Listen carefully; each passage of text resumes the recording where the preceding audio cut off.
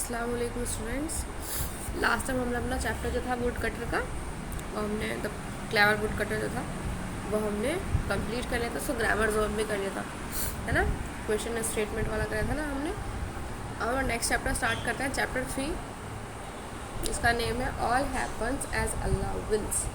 यानी कि ऑल मतलब सब, कुछ भी चीज़ टोटल, हैपन्स मतलब होती है, एज जैसा कि, अल्लाह विल्स यानी कि जैसा अल्लाह चाहता है वैसा ही होता है। चैप्टर का नाम क्या है? जैसा अल्लाह चाहता है वैसा ही होता है। जैसा अल्लाह ने चाहा है वही हुआ है हमेशा। चलिए हम इस चैप्टर को पढ़ते हैं, बहुत इंटरेस्टिंग है, ध्यान से समझिएगा। It was a fine morning, यानी अच्छी खासी मॉर्निंग थी। Ali was at school, Ali school में था। When his teacher came into the classroom and said, जब उसका टीचर क्लासरूम में आया और कहा, Ali you are selected for the final drawing competition.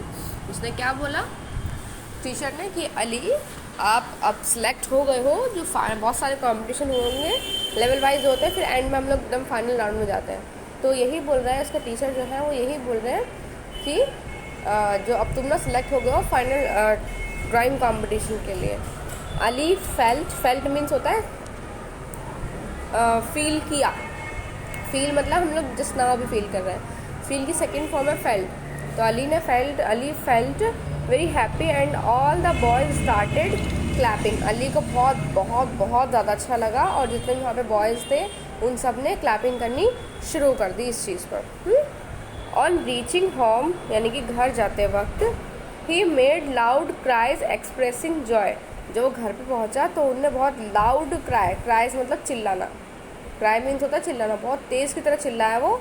Expressing Joy यानी कि चिल्लाकर वो क्या एक्सप्रेस करना चाहता, अपनी जॉय को, अपनी खुशी को, है ना। Everyone at home heard his shouts, जितने भी लोग थे घर में सब ने उसको सुना, उसके शाउट्स को, उसको चिल्लाने, और उसने चिल्लाया था, आई will win the competition, the trophy is mine. All the members of his family were very happy but Sidra did not like her brothers proud behaviour.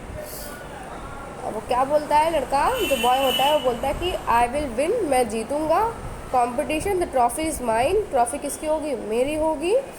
और जितने भी उसके घर में जितने भी लोग थे सब बहुत ज़्यादा खुश हो गए। लेकिन सिद्रा, जो वर्ड है ना Sidra did not like her brothers proud behaviour. Sidra को ये बिल्कुल पसंद नहीं आया, जो उसका जो भाई था, सिद्रा कौन है, उसकी अली की बहन है, बड़ी बहन है, तो उसको बिल्कुल पसंद नहीं आया कि वो कैसा बिहेव कर रहा है, वो प्राउड बिहेवियर, मतलब अभी तो वो जीता भी नहीं है, पहले से इतना खुश होना, कह रहा है कि वो उसका प्राउड बिहेवियर है। उसका बिहेवियर कैसा है कि अपने आप पर प्राउड फील कर रहा है, हालांकि अभी वो जीता नहीं है ना। फिर नेक्स्ट, अब उसकी नेक्स्ट लाइन में देखते हैं हम।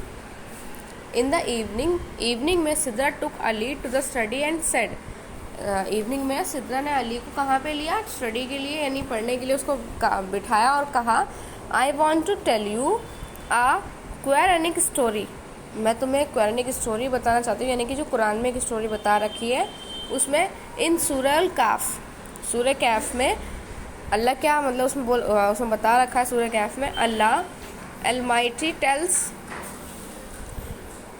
अस about 2 men, one of them had 2 gardens। यानी कि बोलता है कि उसमें अल्लाह ने मतलब बताया है हमें कि एक 2 आदमी के बारे में बताया, जिनमें से एक के पास 2 गार्डन है।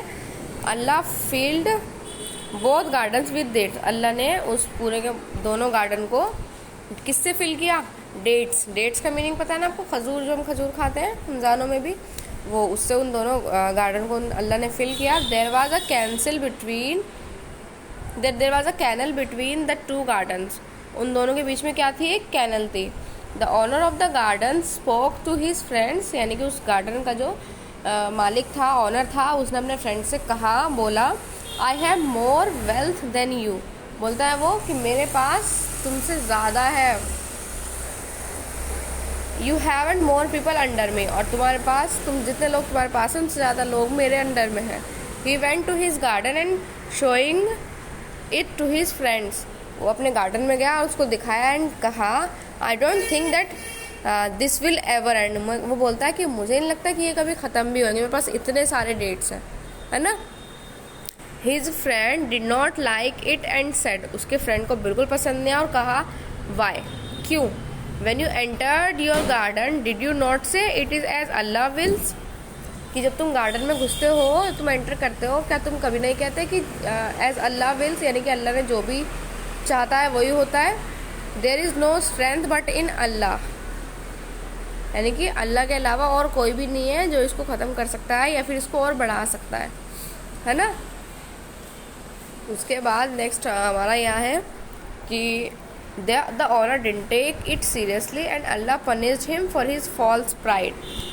उस आदमी ने, जो मालिक था, उसने इस चीज़ को बिल्कुल भी सीरियसली नहीं लिया और उसके बाद अल्लाह ने उसको पनिश किया, यानी उसको सज़ा दी। किस चीज़ के लिए?